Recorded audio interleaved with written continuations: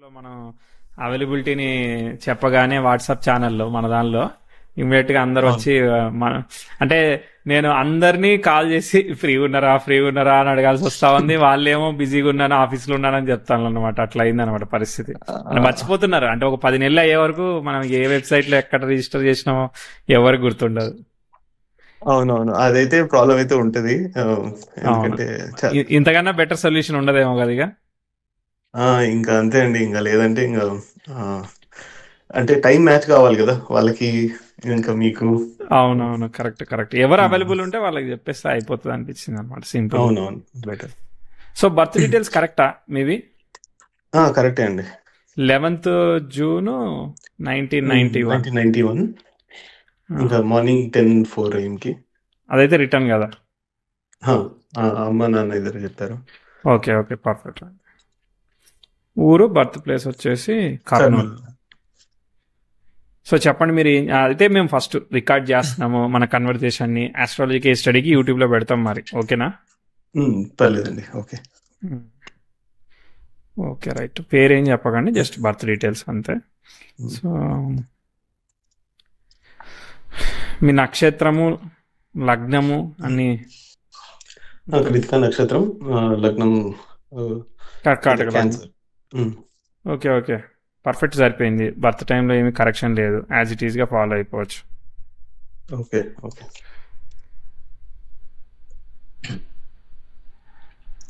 Okay చెప్పండి మీరు ఏం చేస్తున్నారు, మీకు ఏం కావాలి? నేను ప్రస్తుతానికి సాఫ్ట్వేర్ జాబ్ చేస్తున్నానండి. Okay, data software engineering side. Software దేనిలో? Data engineering. Okay okay, nice. ఒక ఆల్మోస్ట్ ఒక 12 years అయింది. ఏంటి మీరు పైథానా? అంటే ఇదే ఫీల్డ్. డేటా ఇంజనీర్ అంటే ఏం చేయాలి? ఎస్క్యూఎల్ లాంటివి వాడాలా? సీక్వెల్, స్పార్క్, ఇంకా ఇంకా కొంచెం infra side like AWS. Okay okay. So అలా ఓకే, అంటే ఒక 12 years నుంచి ఇదే ఫీల్డ్ లో ఉన్నాను. సో నైస్ నైస్, ఒక 3 years ఎక్స్పీరియన్స్ ఉన్నప్పుడు కొంచెం అప్ స్కిల్ చేసుకుని ఇంకా వెరీ గుడ్ వెరీ ఇదే గుడ్. జాబ్ చేస్తున్నాను. ఇప్పుడు ఏం చెప్పాలి నేను? అంటే బేసిక్గా నేను రీసెంట్ గా ఇట్లా ఫారిన్ మూవ్ అయ్యాను. ఓకే, ఇప్పుడు ఫారెన్లో ఉన్నారా?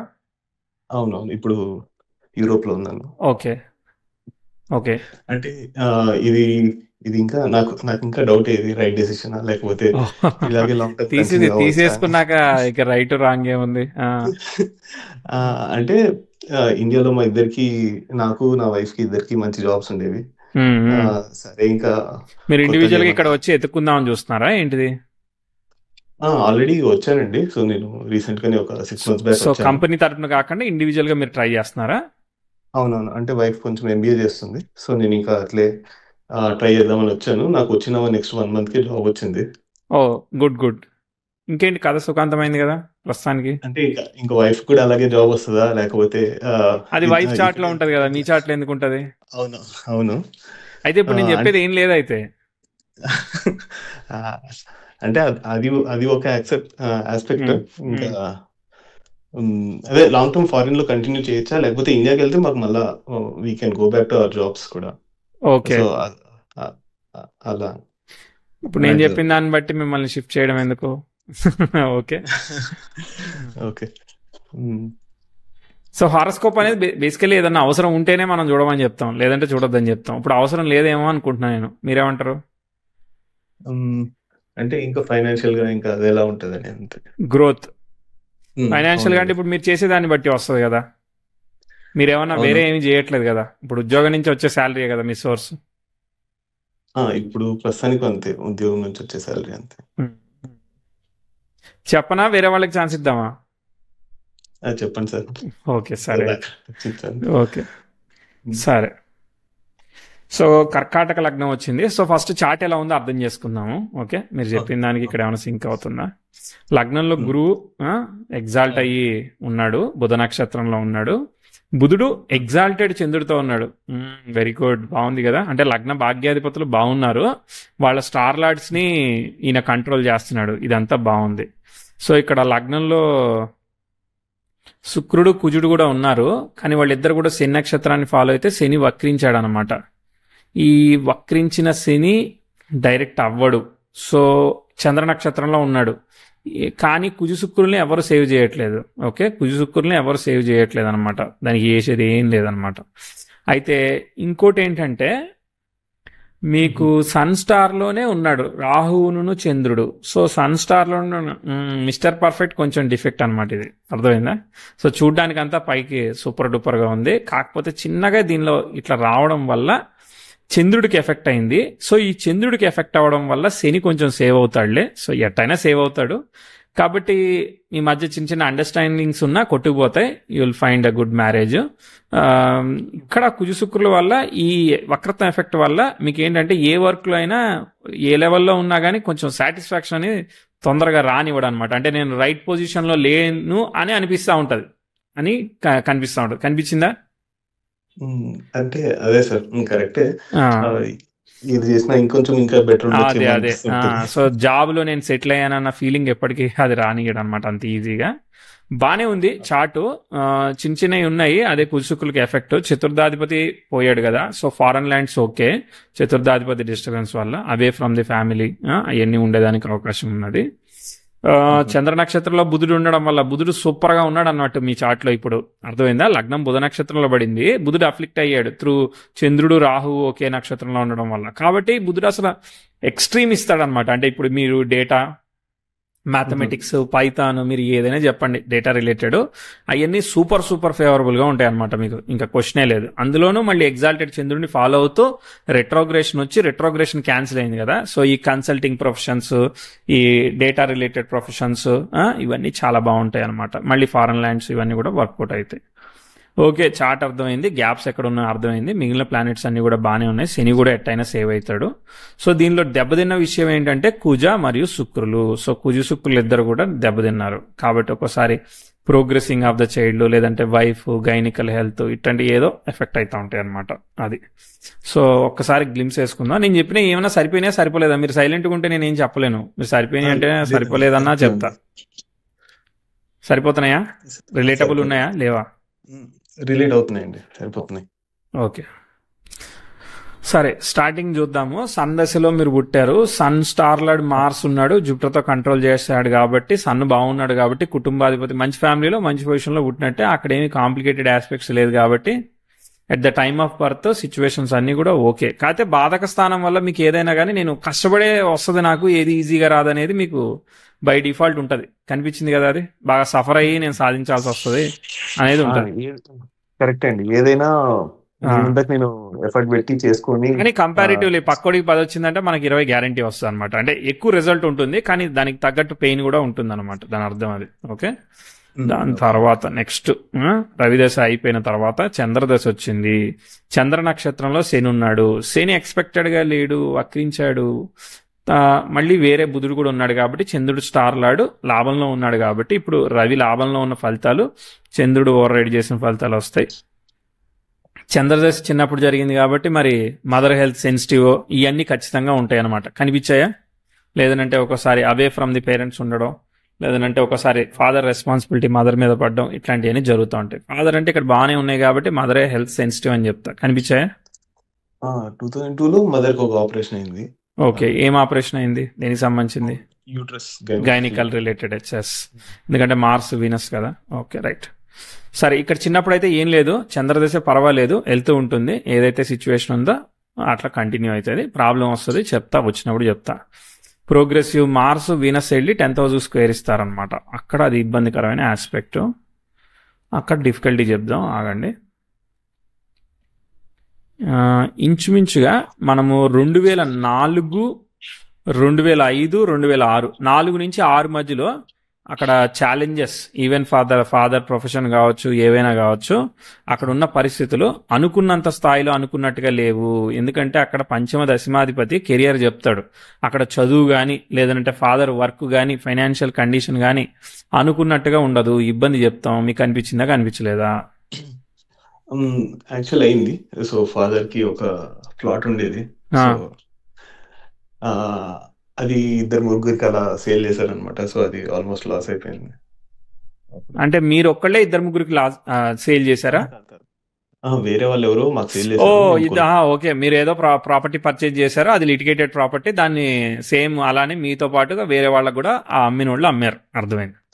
అవును ఓకే ఓకే. సో కాబట్టి గ్యాంబ్లింగ్ అయింది, అక్కడ డబ్బులు పోయాయి. అవును correct. Okay right, perfect perfect. నష్టం జరిగింది. సో ఇది జరగకపోతే ఏమవుతుంది? Health of the father disturb అవడం ఏదో ఒకటి అవుతుంది. భాగ్యాధిపతి బాగున్నాడు కాబట్టి హెల్త్ కాకుండా కుజుడు కాబట్టి ల్యాండ్ ఎట్లో ఇచ్చాడు అని అనుకోవాలి మనం. ఇప్పుడు అయిపోయాక కోరిలేట్ చేసుకోవాలి.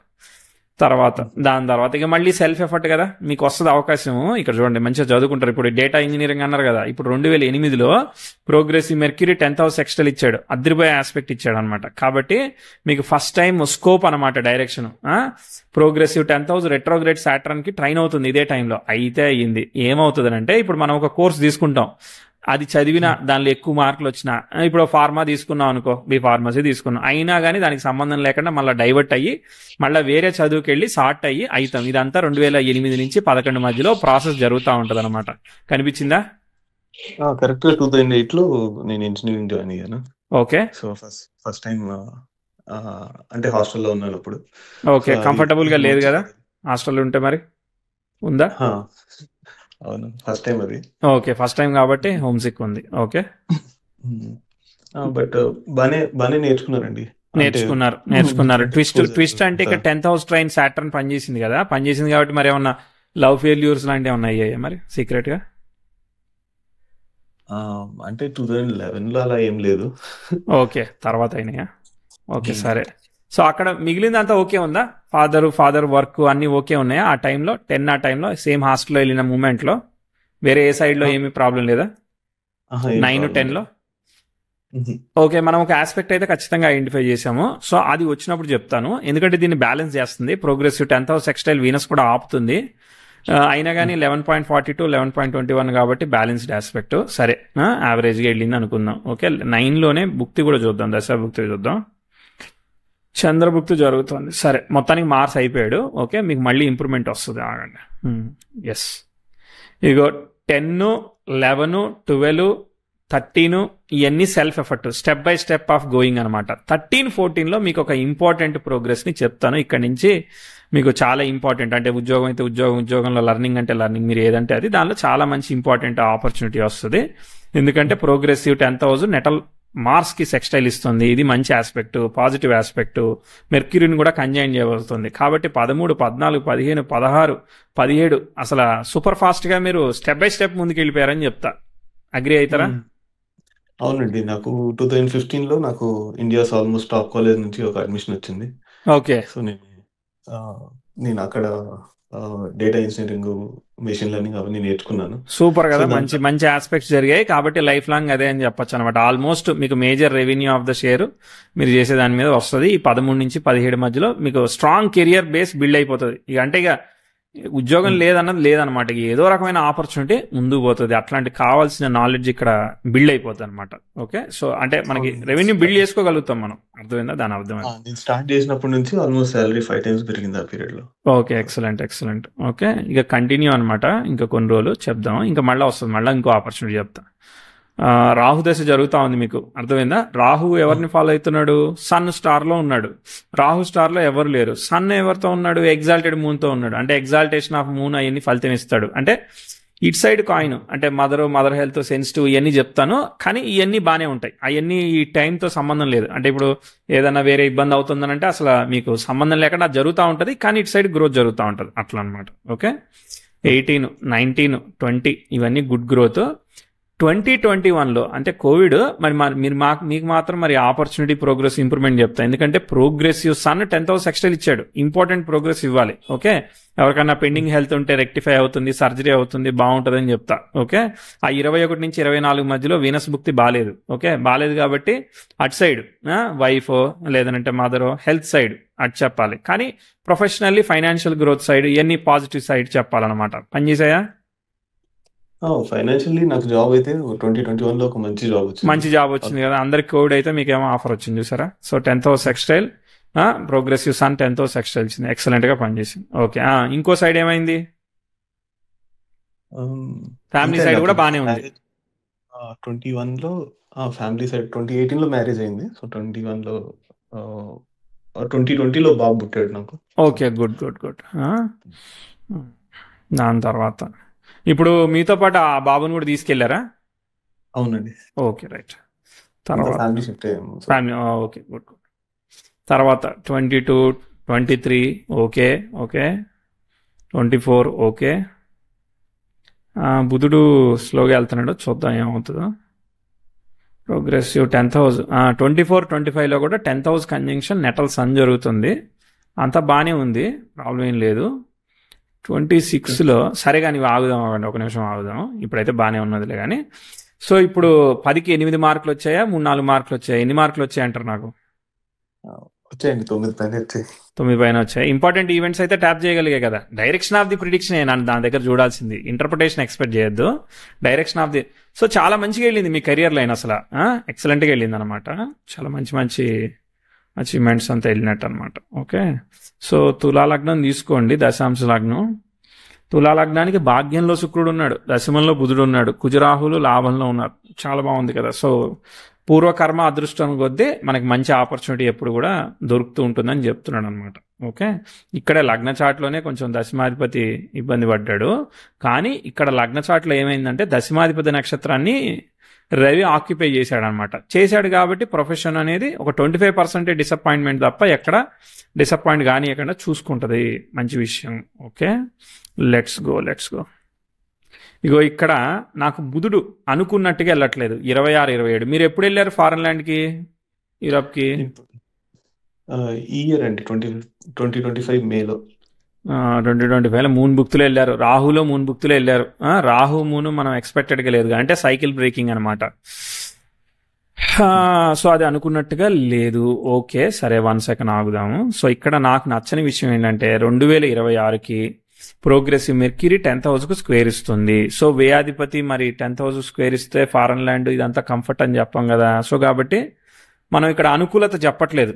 సో ఇన్వెస్ట్మెంట్ సిచ్యువేషను అనుకున్నట్టుగా ఉంటుంది అని గ్యారంటీ లేదు ఇక్కడ విషయం. అది అర్థమైందా? ఇప్పుడు దాకా వెళ్ళింది సైకిల్ బ్రేక్ చేస్తూ ఉంది ఇది. సరే, తర్వాత మళ్ళీ చూద్దాం. మళ్ళీ బుధుడు ఎన్ని రోజులు రిట్రాగ్రేట్ అవుతారో చూద్దాం. 27, 28 బుధుడు ముందుకెళ్ళి సన్కి సెక్స్టైల్ ఇచ్చాడులే. 1 సంవత్సరం అయితే అనుకున్నట్టుగా లేదు. అది పేరెంట్స్ హెల్త్ అంటారా, లేదంటే వర్క్ స్ట్రెస్ అంటారా, వేరే స్ట్రెస్ అంటారా, మొత్తానికైతే 26, 27 వచ్చేంత వరకు కొంచెం ముందుకి వెనక్కి అవుతుంది. అర్థమైందా? ఓకే, దానికి మనం ప్రిపేర్ అయ్యి రిస్క్ మేనేజ్మెంట్ చేసుకోవాలి. ఓకే, తర్వాత ముందుకు వెళదాం. సో యురేనస్కి ట్రైన్ ఇచ్చేంత వరకు ఏం కాదు. సో 28 ఇప్పుడు దశ జరిగేది రాహు దశ అయిపోతా ఉంది. అంటే రాహు అంతా పనిచేసాడండి మీకు సూపర్ డూపర్గా. కాబట్టి రాహులో చిత్ర దశలు పనిచేయవు, లాస్ట్లో మార్స్ వస్తాడు కదా. సో ఆ రవి రాహులు యాక్టివేట్ అవుతారు, అవి అనుకున్నట్టుగా ఉండదు అనమాట. కాబట్టి హెల్త్ ఆఫ్ ది పేరెంట్స్ లేదంటే వేరే స్ట్రెస్, వర్క్ స్ట్రెస్, వేరే సిచ్యువేషన్స్ ఉంటాయి. దాని తర్వాత నెక్స్ట్ రాహు అయిపోయిన తర్వాత గురుదశ వస్తుంది. ఓకే, ఈ గురువు ఎగ్జాల్ట్ అయ్యాడు. మరి బుధుడు వక్రిస్తే మ్యాటర్ ఏంటో తెలియదు. బుధుడు మోస్ట్లీ వక్రించడు, బట్ ఇస్తే చూద్దాం. సో గురుదశ, గురువులో గురువు ఈజ్ ఫాలోయింగ్ ఎవరిని? బుధుడిని. బుధుడు ఎవరు? పాపగ్రహం అయ్యాడు అనమాట. ఓకే, పర్లేదు. ఓకే, ఏమి బ్యాడ్ ఆస్పెక్ట్స్ ఏమి కాంప్లికేటెడ్గా లేదు. కాబట్టి 29, 30, 31, 32 ఇవన్నీ బాగానే ఉన్నాయని చెప్తా ఉన్నా. 33, 34, 35, 36 ఏం లేదు, 37 ఏం లేదు, 38 ఏం లేదు.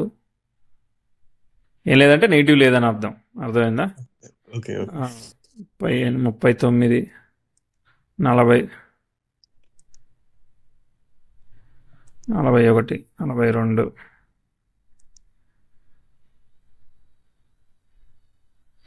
శుక్రుడు వక్రించాడు, కానీ మార్స్ యురేనస్కి ట్రైన్ అయ్యాడు.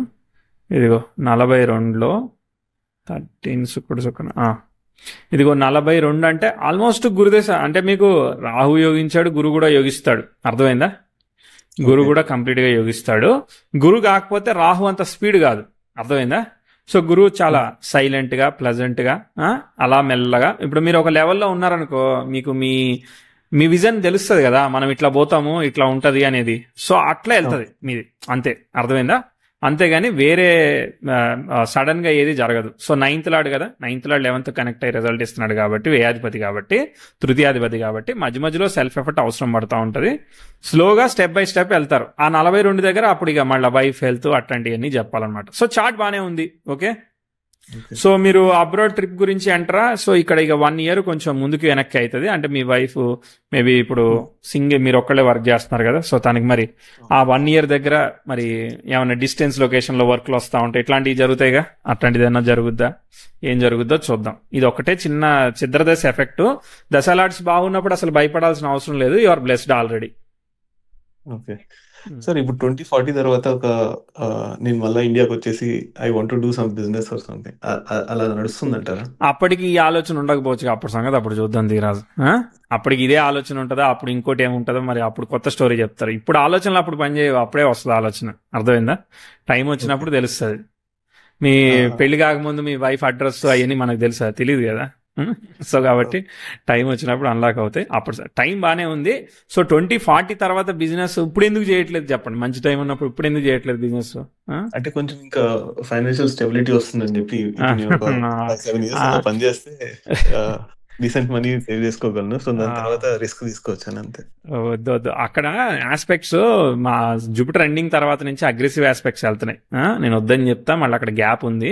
ఆ తర్వాత సంగతి తర్వాత. కానీ ఇప్పుడైతే ప్రశాంతంగా మీరు వర్క్ చేసుకోవచ్చు. మీ డేటాకి వచ్చినా ఏదొచ్చినా తిరుగులేదు. మీ డేటా అనేది చాలా మంచిగా ముందుకు పోతుంది, మీ డేటా ఇండస్ట్రీ. ఓకే, సో బాగుంటుందని చెప్తా, డౌట్ లేకుండా. మీరు డేటా ఇండస్ట్రీలో ఉండకున్నా బాగానే ఉంటుంది, అది వేరే విషయం. Okay, yes. ఇంకా ఎలా అనిపించింది? హ్యాపీ విత్ ద రీడింగా? హ్యాపీ అండి. ఇంకా ఇంకేం లేదా? Tata bye bye. నేను యాక్చువల్లీ ఇది నేర్చుకుందాం అనుకుంటున్నాను, ఆస్ట్రాలజీ. నేర్చుకోండి. టైం దొరకట్లేదండి. ఎట్లా దొరుకుతుంది మరి? మేమంటే ఖాళీ కాబట్టి దొరికింది, మాకు అందరికీ దొరకదు కదా. అంటే జాబ్ చేస్తూ ఇది ఇప్పుడు మేము ఇవి చేస్తున్నాం కదండి, డాక్యుమెంటేషన్ చేస్తున్నాం, కోర్స్ చేస్తున్నాం, అవి చూడొచ్చు కదా. లేదనంటే మేము డాక్యుమెంట్స్ బిల్డ్ చేస్తున్నాం ఇప్పుడు రీసెంట్ గా. సో కోర్స్ అయితే ఒక 30 classes ఫినిష్ చేసినాము. మోస్ట్లీ వేదిక మీద, నక్షత్రాల మీద అన్ని ఫినిష్ చేసాము. డాక్యుమెంట్స్ కూడా చేస్తున్నాము. డాక్యుమెంట్స్ కూడా అనేదర్ మంత్ లో ఫినిష్ చేస్తాము. డాక్యుమెంట్స్ అయిపోయిన తర్వాత మ్యాథమెటికల్ ఆల్గారిథమ్స్ కి డాక్యుమెంట్స్ కూడా బిల్డ్ చేస్తాం. ఇప్పుడు రెట్రోగ్రెషన్ ఉందనుకో, మీకు డెవలపర్ డాక్స్ ఎట్లుంటాయో ఆస్ట్రాలజీ డాక్స్ లేవు కదా, ఉన్నాయా ఇంటర్నెట్ లో మంచి ఆస్ట్రాలజీ డాక్స్? లేవు. స్ట్రక్చర్ లెర్నింగ్ లేదు. రిలీజ్ చేస్తే ఒక మంచి సాఫ్ట్వేర్ కూడా తయారు చేసుకోవచ్చు. అది చేస్తున్నాం కదా, నేను కూడా క్లాడేలో ఇవన్నీ బిల్డ్ చేస్తున్నా, గ్రాఫ్స్ ఇవన్నీ తీసుకొచ్చాను అనమాట. ఓకే ఓకే అండి, ట్రై చేస్తున్నాను. మీ అంత సూపర్ డెవలపర్ కాదు కానీ బేబీ డెవలపర్ నేను. క్లాడే వైఫ్ కోడ్ డెవలపర్ అంటారట వాళ్ళని. అవునవును. సరే అండి, ఆల్ ది బెస్ట్. నమస్తే. ఓకే అండి, థ్యాంక్స్.